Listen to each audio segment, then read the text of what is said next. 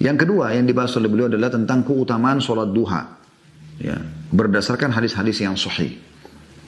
Jadi keutamaan, dan ini sering kita sampaikan saudaraku seiman, kalau anda ikuti materi kami tidak asing ya bahasa ini. Saya sering bahasakan, kalau ingin rajin berbuat sebuah ibadah, maka coba cari tahu tentang keutamaannya.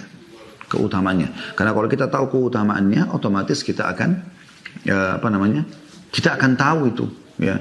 Kita akan terdorong untuk mengerjakannya. Sebagaimana juga anda kalau terbiasa dengan satu perbuatan buruk, anda cari tahu tentang ancamannya supaya anda meninggalkan. Salat duha memiliki keutamaan berdasarkan hadis-hadis di bawah ini. Yang pertama, hadis Abu Dzar radhiyallahu anhu dari Nabi SAW, beliau bersabda, yusbihu ala kulli sulama min ahadikum sadaqah, fa kullu tasbihatin sadaqah, wa kullu tahmidatin sadaqah, wa kullu tahlilatin sadaqah, wa kullu takbiratin sadaqah, wa amrun bil ma'rufi sadaqah, wa nahyun anil munkari sadaqah, wa yujzi'u min dzalika rak'atani yarka'huma minad duha. Di pagi hari, setiap persendihan, salah seorang dari kalian harus bersedekah. Setiap kali tasbih, ucapan subhanallah adalah satu sedekah. Setiap satu kali tahmid, ucapan alhamdulillah adalah sedekah. Setiap kali tahlil, ucapan la ilaha illallah adalah sedekah. Jadi setiap sendi-sendi kita ini ada 360 sendi, kita harus bersedekah agar selalu terjaga. Setiap kali takbir, ucapan Allahu Akbar adalah sedekah. Anda berzikir semuanya adalah sedekah. Dihitung satu sedekah dengan satu ucapan ya. Memerintahkan kebaikan adalah sedekah. Mengingatkan pada perintah-perintah Allah. Melarang kemungkaran adalah sedekah. Semua itu dapat tercukupi dengan melakukan 2 rakaat sholat duha. Hadis ini riwayat Muslim nomor 720. Jadi kita lihat teman-teman sekalian di sini.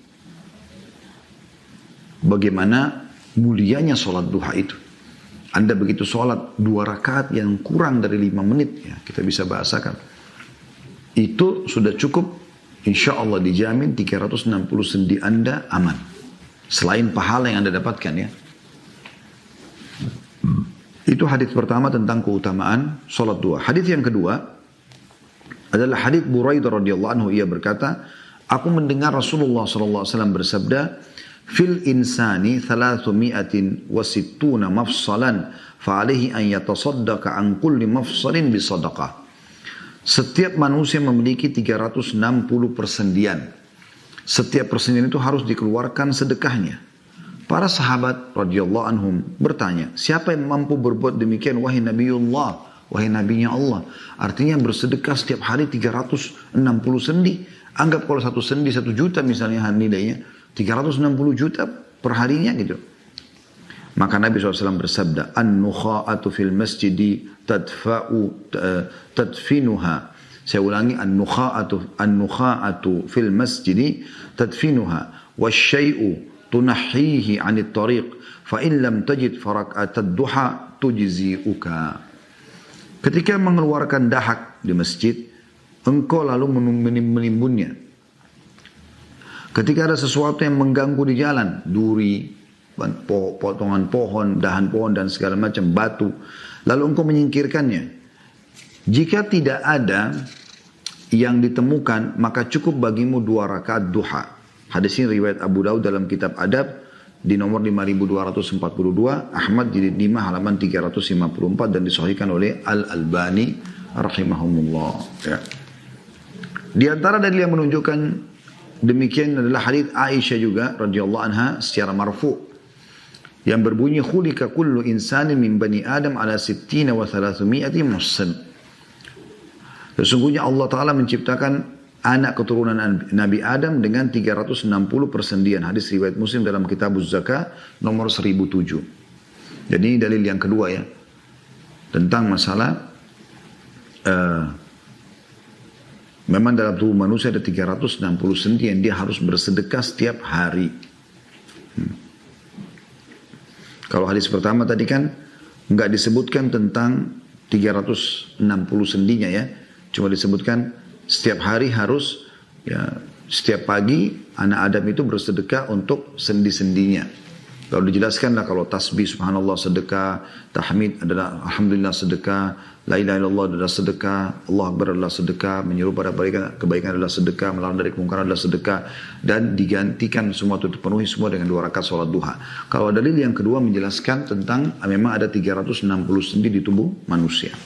Hadis yang ketiga adalah hadis Nu'aim bin Hammar radhiyallahu anhu, ia berkata, aku mendengar Rasulullah SAW bersabda, yaqulullah ya ibna Adam la tu'jizni min 4 raka'atin fi awalin nahari akfika akhirah.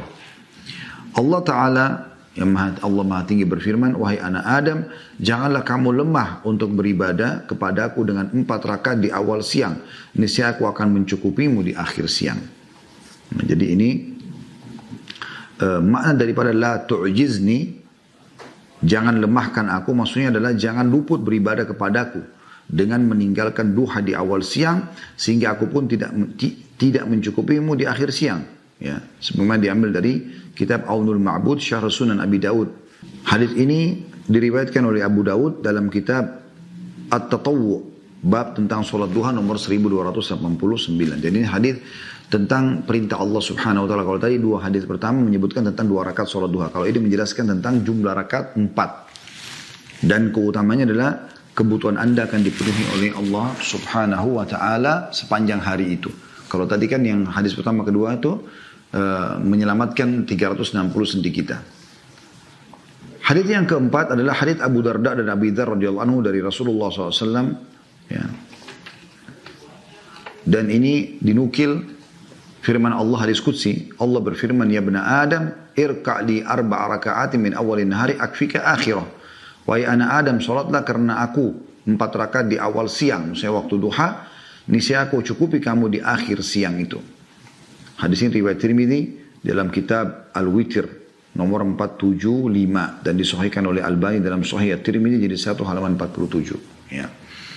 Yang kedua yang dibahas oleh beliau adalah tentang keutamaan sholat duha. Ya, berdasarkan hadis-hadis yang sahih. Jadi keutamaan, dan ini sering kita sampaikan saudaraku seiman, kalau Anda ikuti materi kami tidak asing ya bahasa ini. Saya sering bahasakan, kalau ingin rajin berbuat sebuah ibadah, maka coba cari tahu tentang keutamaannya. Karena kalau kita tahu keutamaannya, otomatis kita akan kita akan tahu itu, ya.